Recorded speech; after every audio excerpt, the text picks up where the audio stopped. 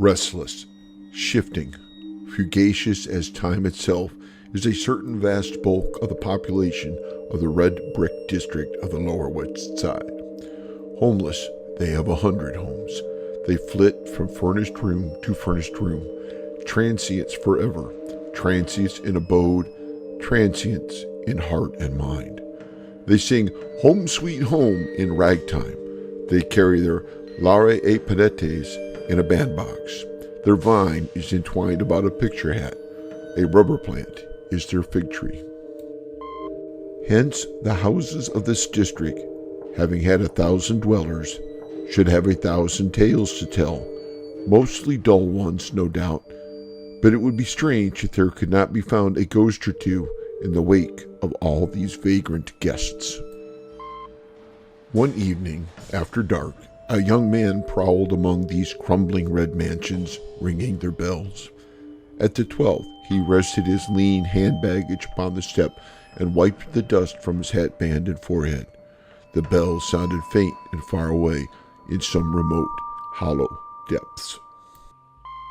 To the door of this, the 12th house, whose bell he had rung, came a housekeeper who made him think of an unwholesome, surfeited worm that had eaten its nut to a hollow shell and now sought to fill a vacancy with edible lodgers. He asked if there was a room to let. "Come in," said the housekeeper. Her voice came from her throat. Her throat seemed lined with fur. "I have the 3rd floor back, vacant since a week back. Should you wish to look at it?" The young man followed her up the stairs. A faint light from no particular source mitigated the shadows of the halls. They trod noiselessly upon a stair carpet that its own loom would have forsworn. It seemed to have become vegetable, to have degenerated in that rank, sunless air to lush lichen or spreading moss that grew in patches to the staircase and was viscid under the foot like organic matter. At each turn of the stairs were vacant niches in the wall. Perhaps plants had once been set within them. If so, they had died in that foul and tainted air.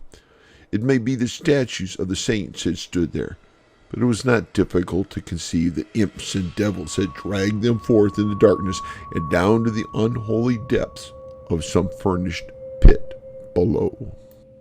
"This is the room," said the housekeeper from her furry throat. "It's a nice room. It ain't often vacant. I had some most elegant people in it last summer, no trouble at all, and paid in advance to the minute. The water's at the end of the hall. Sprowls and Mooney kept it 3 months. They done a vaudeville sketch. Miss Beretta Sprowls, you may have heard of her.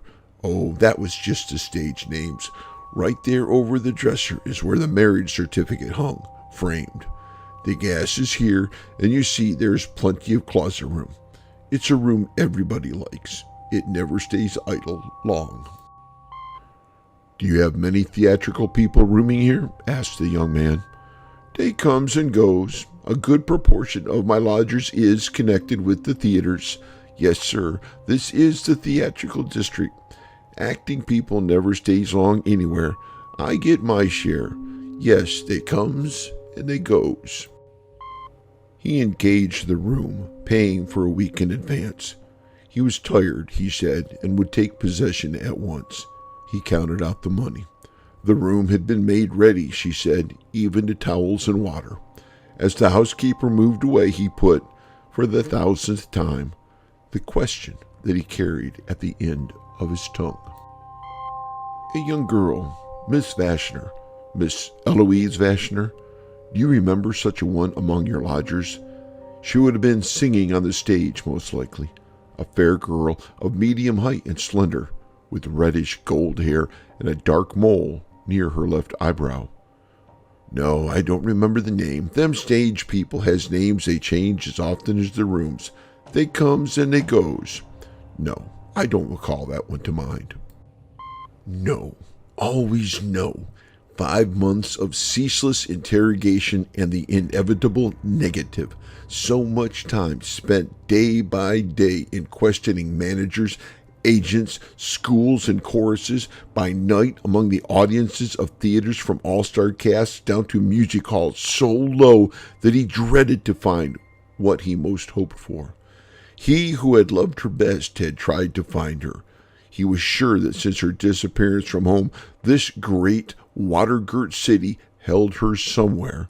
But it was like a monstrous quicksand, shifting its particles constantly, with no foundation, its upper granules of today buried tomorrow in ooze and slime. The furnished room received its latest guest with the first glow of pseudo-hospitality, a hectic, haggard, perfunctory welcome like the specious smile of a demirep. The sophistical comfort came in reflected gleams from the decayed furniture, the ragged brocade upholstery of a couch and two chairs, a foot-wide cheap pier glass between the two windows, from one or two gilt picture frames, and a brass bedstead in the corner. The guest reclined, inert, upon a chair, while the room, confused in speech as though it were an apartment in Babel, tried to discourse to him of its diverse tenantry. A polychromatic rug, like some brilliant, flowered, rectangular tropical islet, lay surrounded by a billowy sea of soiled matting. Upon the gay papered wall were those pictures that pursue the homeless one from house to house. The Huguenot lovers, the first quarrel, the wedding breakfast, Psyche at the fountain. The mantle's chastely severe outline was ingloriously veiled behind some pert drapery drawn rakishly askew, like the sashes of the Amazonian ballet. Upon it was some desolate flotsam cast aside by the rooms marooned when a lucky sail had borne them to a fresh port. A trifling vase or two, pictures of actresses, a medicine bottle, some stray cards out of a deck. One by one, as the characters of a cryptograph become explicit, the little signs left by the furnished room's procession of guests developed a significance. The threadbare space in the rug in front of the dresser told that a lovely woman had marched in the throng. Tiny fingerprints on the wall spoke of little prisoners trying to feel their way to the sun and air. A splattered stain, raying like the shadow of a bursting bomb, witnessed where a hurled glass or bottle had splintered with its contents against the wall. Across the pier glass had been scrawled with a diamond in staggering letters the name Marie. It seemed that the succession of dwellers in the furnished room had turned in fury, perhaps tempted beyond forbearance by its garish coldness, and wreaked upon it their passions. The furniture was chipped and bruised. The couch, distorted by bursting springs, seemed a horrible monster that had been slain during the stress of some grotesque convulsion. Some more potent upheaval had cloven a great slice from the marble mantel. Each plank in the floor owned its particular cant and shriek as from a separate and individual agony. It seemed incredible that all this malice and injury had been wrought upon the room by those who had called it, for a time, their home. And yet it may have been the cheated home instinct surviving blindly, the resentful rage at false household gods that had kindled their wrath. A hut that is our own we can sweep and adorn and cherish.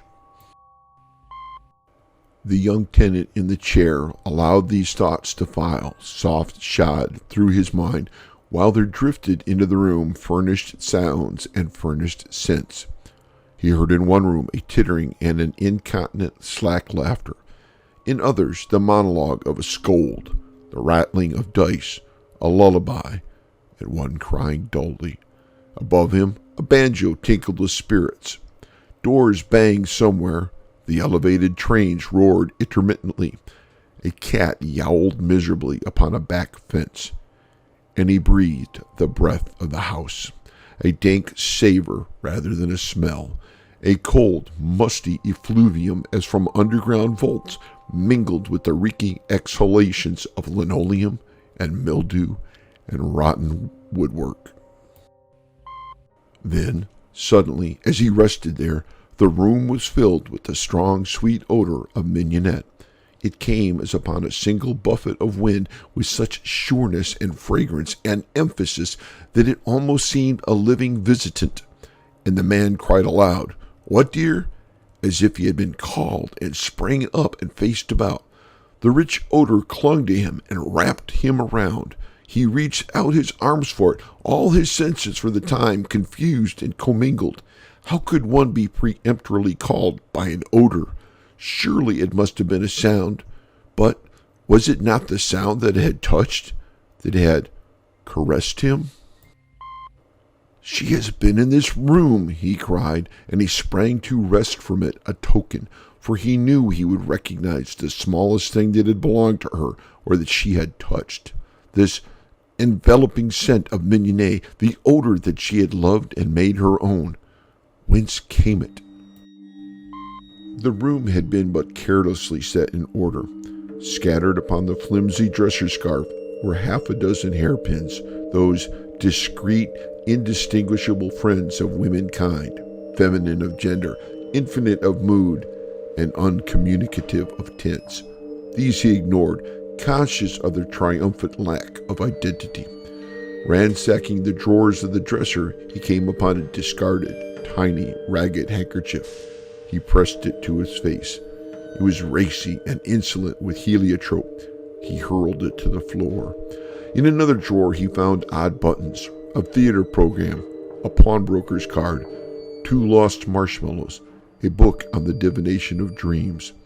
And the last was a woman's black satin hair bow, which halted him, poised between ice and fire. But the black satin hair bow also is femininity's demure, impersonal, common ornament, and tells no tales. And then he traversed the room like a hound on the scent, skimming the walls, considering the corners of the bulging matting on his hands and knees, rummaging mantel and tables, the curtains and hangings, the drunken cabinet in the corner for a visible sign, unable to perceive that she was there beside, around, against, within, above him, clinging to him, wooing him, calling him so poignantly through the finer senses that even his grosser ones became cognizant of the call. Once again he answered loudly, "Yes, dear," and turned wild-eyed to gaze on vacancy, for he could not yet discern form and color and love in outstretched arms in the odor of mignonette. Oh God, whence that odor, and since when have odors had a voice to call? Thus he groped. He burrowed in crevices and corners and found corks and cigarettes. These he passed in passive contempt. But once he found in a fold of the matting a half-smoked cigar, and this he ground beneath his heel with a green and trenchant oath. He sifted the room from end to end. He found dreary and ignoble small records of many a peripatetic tenant, but of her whom he sought, and who may have lodged there, and whose spirit seemed to hover there, he found no trace. And then he thought of the housekeeper. He ran from the haunted room downstairs and to a door that showed a crack of light. She came out to his knock. He smothered his excitement as best he could. "Will you tell me, madam," he besought her, "who occupied the room I have before I came?" "Yes, sir, I could tell you again. 'Twas Sprowls and Mooney, as I said. Miss Breda Sprowls was in the theaters, but Mrs. Mooney she was.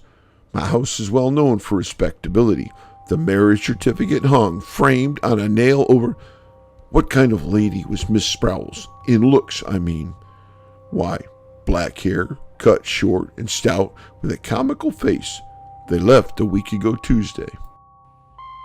"And before they occupied it?" "Why, there was a single gentleman connected with the draying business. He left owing me a week. Before him was Mrs. Crowder and her 2 children. That stayed 4 months. And back of them was old Mr. Doyle, whose sons paid for him. He kept the room 6 months. That goes back a year, sir, and further I do not remember." He thanked her and crept back to his room. The room was dead. The essence that had vivified it was gone. The perfume of mignonette had departed.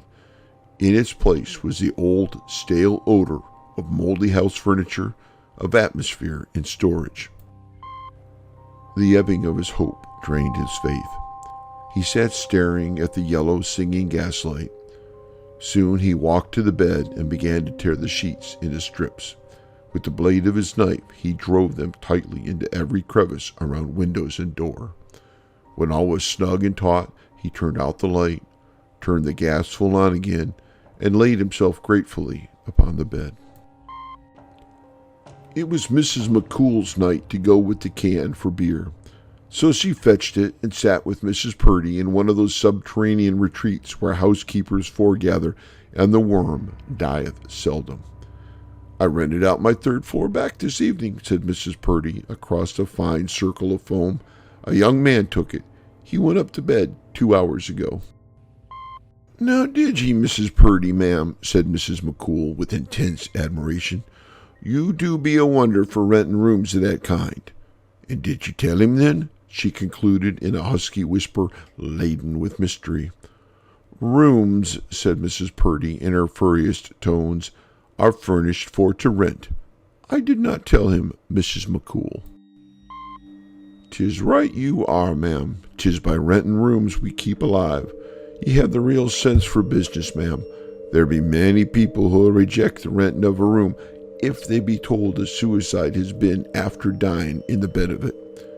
As you say, we has our living to be making," remarked Mrs. Purdy. "Yes, ma'am, 'tis true. 'Tis just 1 week ago this day I helped ye lay out the third floor back. A pretty slip of a Colleen she was, to be killing herself with the gas. A sweet little face she had, Mrs. Purdy, ma'am." "She'd have been called handsome, as you say," said Mrs. Purdy, assenting but critical. "But for that mole she had it growing by her left eyebrow. Do fill up your glass again, Mrs. McCool." Hey folks, thanks for watching. Hope you enjoyed it. Don't forget to like, share, and subscribe. Cheers!